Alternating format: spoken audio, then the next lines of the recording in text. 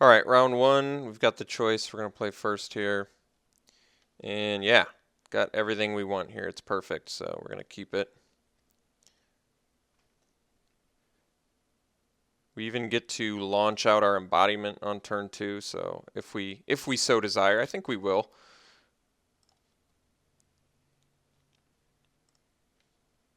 Or never mind. I guess we have to play embodiment on turn 2 and then get to blow it up on turn 3. Which we might just do a morph instead. I haven't decided yet.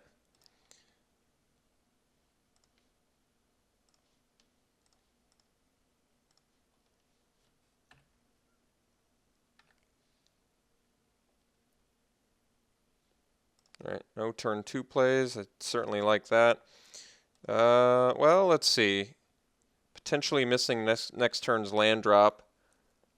I could play a morph.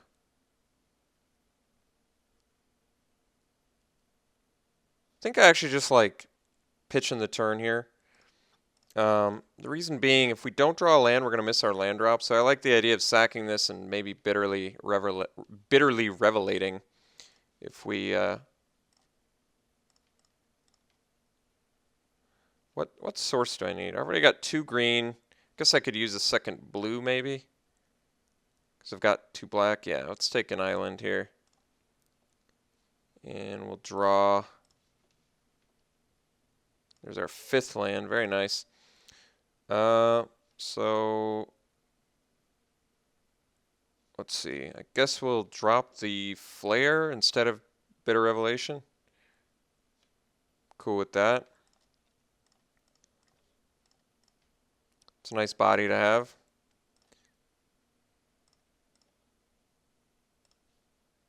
Guess at this point I can ditch my Windswept Heath, maybe do a little deck thinning.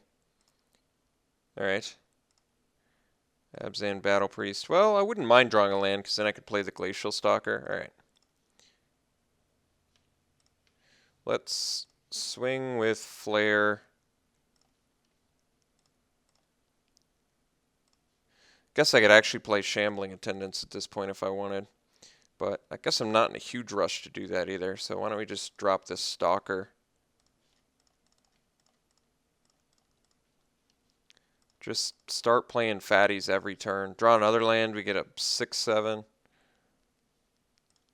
The lands never, or the value plays never stop. No play from our opponent. All right. Well, this should theoretically work out really well. Even if he has like a feat of resistance, we get to Sultai Charm his dude.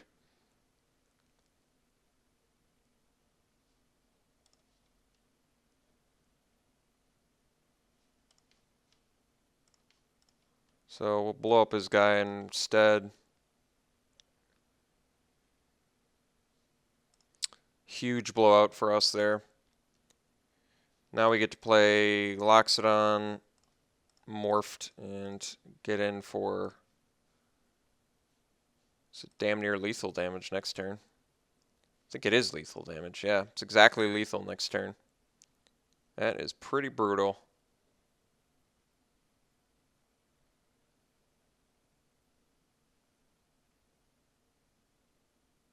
All right, wow.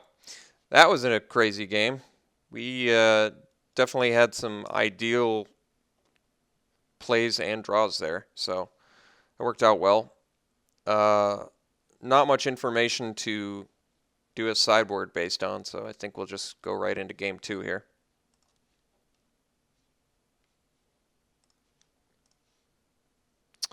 All 3 colors, check. Good cards, check. Seems good to me.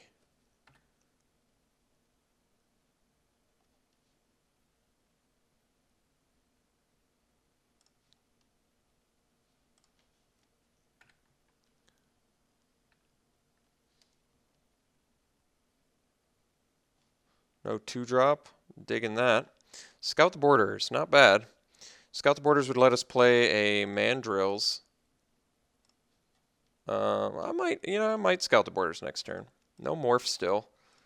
Opponent is Abzan. Maybe I Scout the Borders for a land here.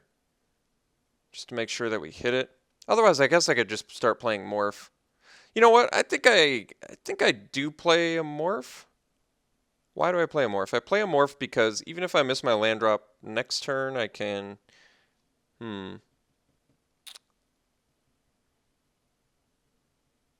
Scout the borders and draw a land. If I do hit my land, though, if I do scout the borders now, I can Mandrills next turn for pretty cheap, which is pretty nice. I think I'm just going to play a Morph.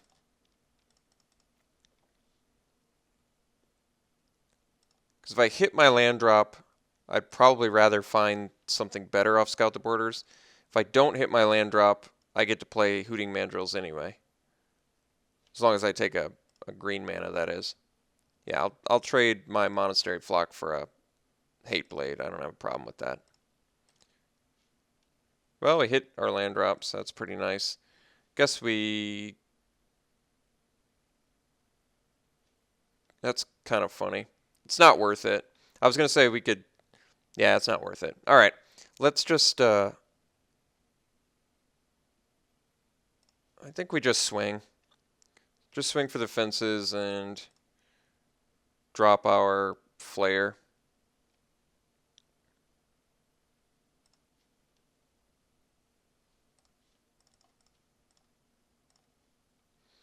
So I could have Scout the Borders plus Hooting Mandrills, but the reason I'm not is one less power, no trample, still seems fine to me. And I'd probably even trade it off just to get a card in my yard and gain some life and get rid of Hate Blade, but we'll see if that happens. All right, Parapet. Parapet, actually not so bad against us, but no real concerns just yet. All right. Well, now I'm a little more tempted to just play the Abomination, because the Abomination's going to let me get in on my opponent next turn, or hopefully soon if I draw land. I could have played Scout the Borders, but then I wouldn't have been able to do the Abomination. I guess I should have left up a blue source to be able to unmorph Flock, but I don't really want to unmorph Flock yet. I don't want to unmorph Flock until I have to. Alright. Ivory Tusk Fortress is a pretty good card, but I'm not in super immediate danger yet. Hopefully draw land here, and we do. Alright, so now we just Abomination and get in. What this does is, well, fly over top first and foremost, but also it lets us draw a discard, which makes this much better. I think at this point I'm going to draw discard the Scout the Borders, because I don't think I need it anymore with double Sultai Soothsayer on the way. Guess I could ditch the Forest, but I want to hit my land drop next turn guaranteed, so I'm going to ditch the Borders. I just feel like these Soothsayers are going to do essentially the same thing Scout the Borders is doing, but in better fashion. So I think I am taking 5 this turn from Fortress, which is okay. We're sitting behind a Sultai Flare, and we're bashing in with Abomination, and we have just infinite chump blockers coming that give us card advantage. So I would say we're still in good shape, which is certainly saying a lot since our opponent's got a big ol' rare 5/7 that does good things. And we know he's got Feet of Resistance in his deck.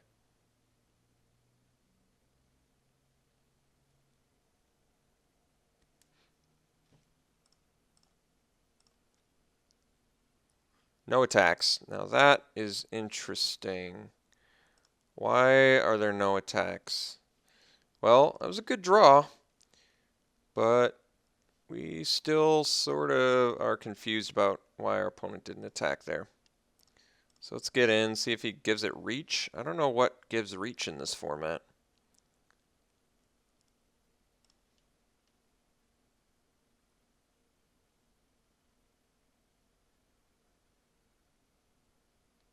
Is he just, oh, Murderous Cut? All right. I can accept that. Can I protect it in some way? No. All right. Well, I think instead we're just going to, gain our 4 life first and foremost, right? And then we'll drop a Soothsayer. leave up a green source so we can play our mandrills after we continue to mill ourselves. Yeah, let's take this boon, put those in the yard, and drop this guy. So, pretty nice looking board state. I guess we still can't unmorph our flock, but that's okay.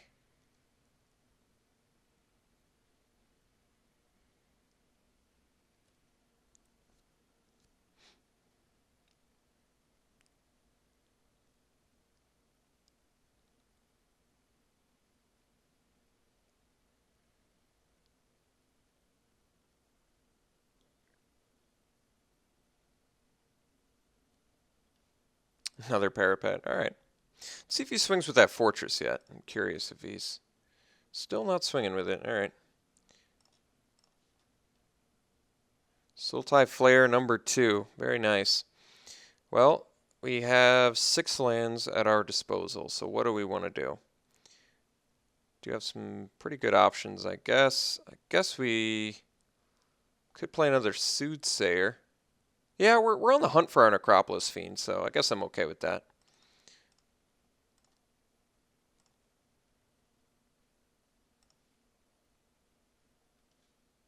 We are certainly milling the crap out of ourselves. Saddle Brute, I guess, seems like the best here. Debilitating Injury could take out the Hate Blade, but I think I'd rather just out-threat my opponent.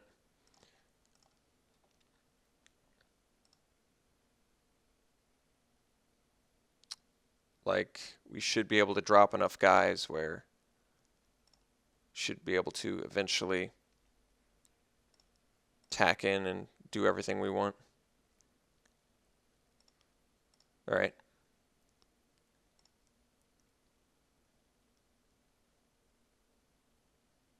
Only have 1 black source right now, which is kind of surprising.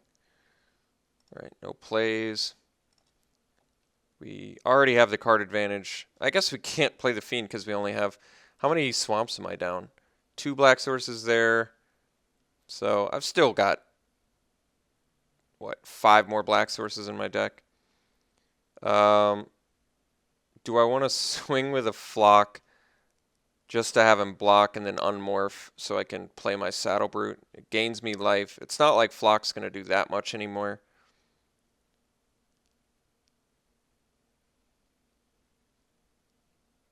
Could gain 8 life off of it. That's pretty insane. Guess there's no reason to do it though until... let's just build our board then. So I'll play another Flare.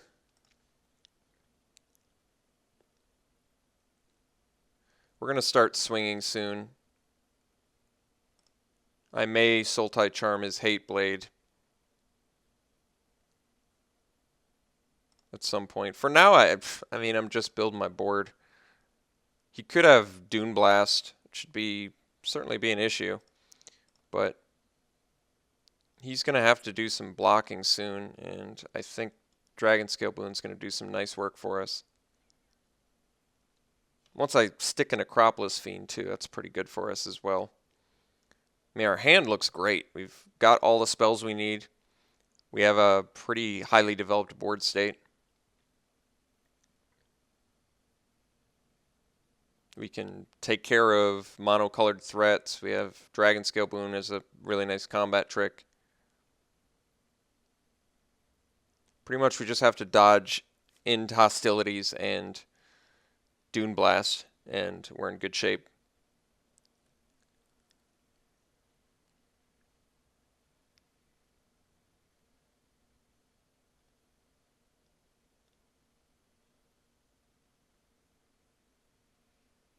Oh. Well, that's pretty good. Certainly not the end of the world. It just means he's going to kill the best thing we've got, I guess. So we do have to block it with everything. I guess if he can give it Death Touch, we're in pretty rough shape.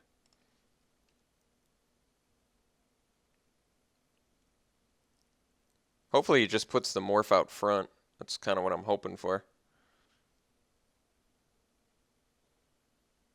So he kills 1 guy. Is that really what's happening? Maybe he'll pump it too. Really?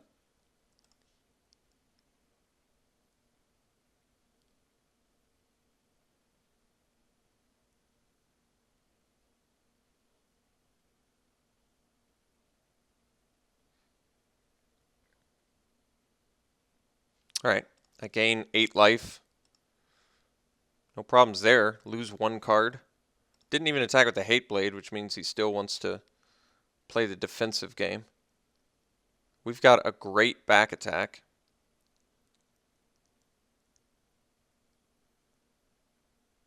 So, Death Frenzy. I guess we just unmorph to save our flock. And we don't even lose anything? Is that right? He loses his Hate Blade? Seems awful for him. He angry conceded after that? Why did he Death Frenzy?